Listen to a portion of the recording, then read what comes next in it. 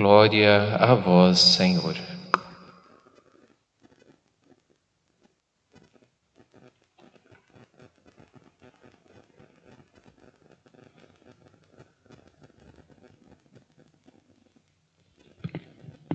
Queridos irmãos e irmãs, bem-vindos, você que está em casa, você que está no Facebook, você que está no YouTube, você que está através da Rádio Reserva.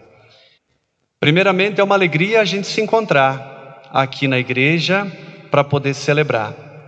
Padre, mas é uma alegria a gente se encontrar, mas nós não estamos aí.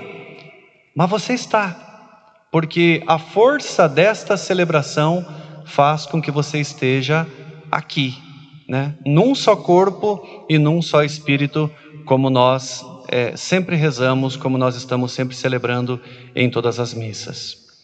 Queria eu poder ter a oportunidade de falar aqui por muito tempo, porque este evangelho de hoje, o evangelho de Jesus Cristo, segundo Lucas, capítulo 24, a partir do versículo 13, é uma aula, né? É uma aula de uma pedagogia de como que acontecem as coisas com Jesus.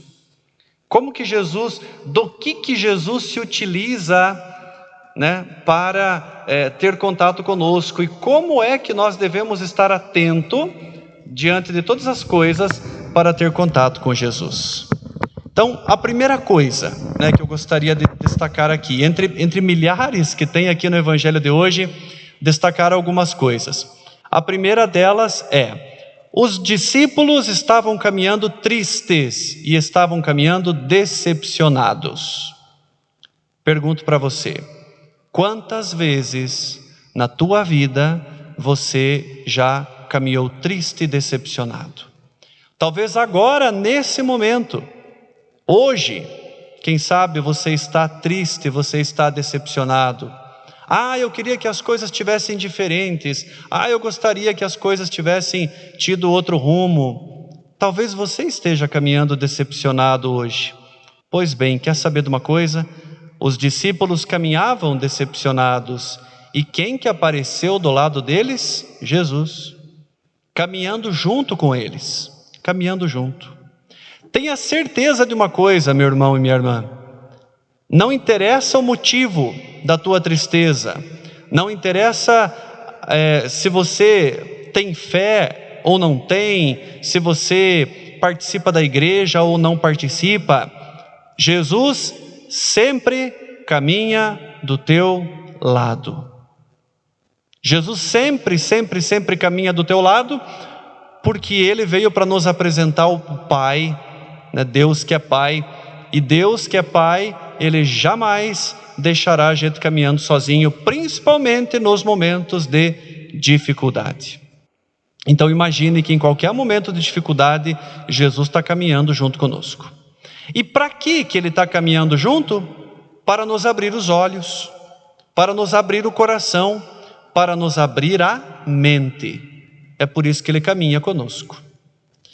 E Ele não chega assim para os discípulos dizendo: olha, eu sou Jesus, eu vim aqui, olha aqui, e vim para resolver todos os seus problemas. Agora, a partir de agora, todos os seus problemas estão acabados.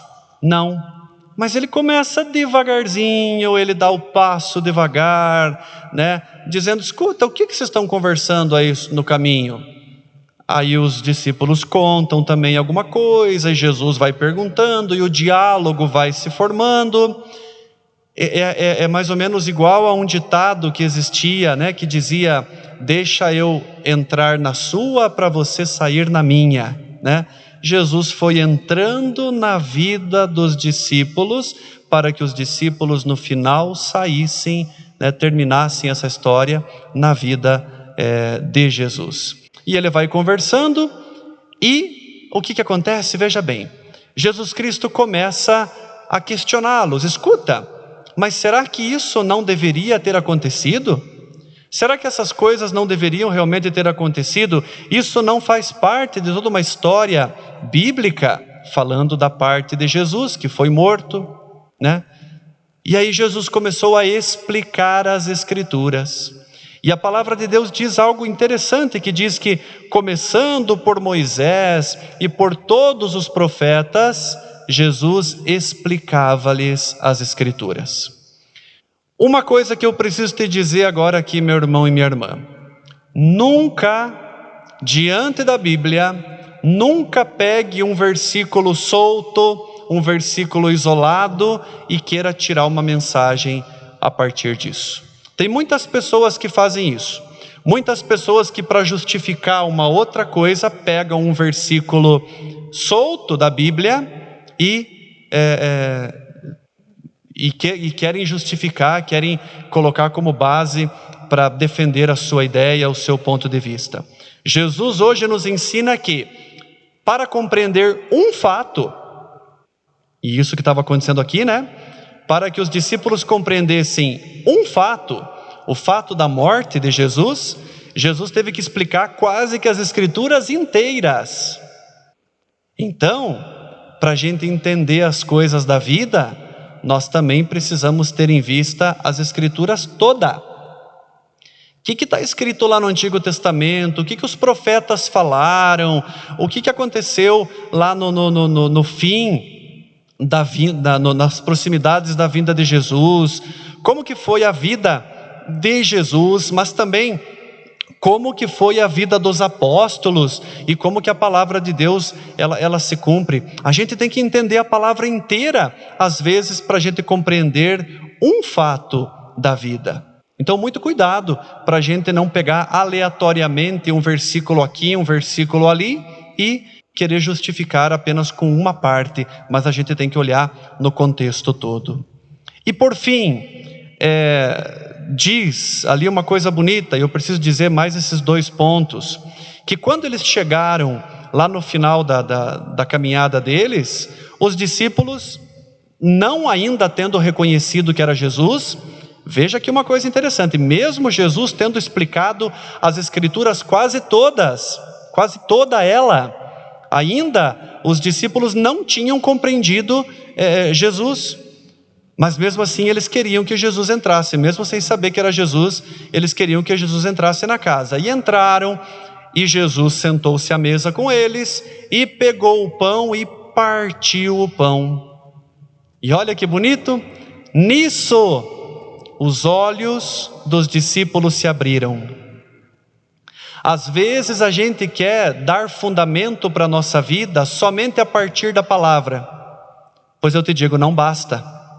Para nós compreendermos Jesus de maneira total, nós temos que pegar a palavra, nós temos que ouvir a palavra e somar a palavra à Eucaristia, ao pão repartido, à celebração da Eucaristia. Porque cada vez que o padre parte o pão, dizendo, eis o Cordeiro de Deus, né? Eis o Cordeiro de Deus, ou seja, eis Jesus Cristo aqui, é aí que nós precisamos sempre reconhecer a presença de Jesus. Ligar a palavra à Eucaristia. Eu queria, se o Guilherme pudesse abrir a imagem, né, ali para nós, da outra câmera, para quem está nos assistindo pelo Facebook, fazer esse contato com esse outro altar aí que você está vendo, né? Com o altar da Eucaristia. Ou seja, volta para mim agora aqui, do altar da palavra, vai para lá agora, para o altar da Eucaristia, certo?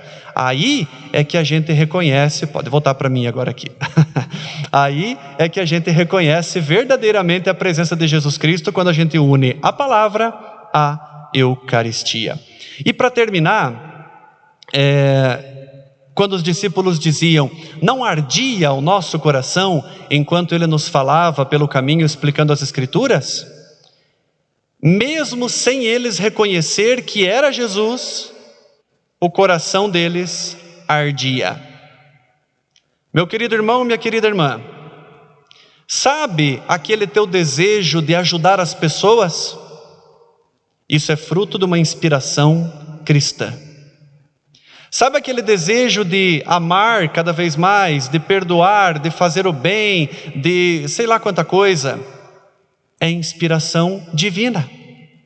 Mesmo as pessoas que dizem não ter fé, mesmo as pessoas que dizem não acreditar em Deus, quando há um desejo de fazer uma coisa boa, isso sempre é uma inspiração divina.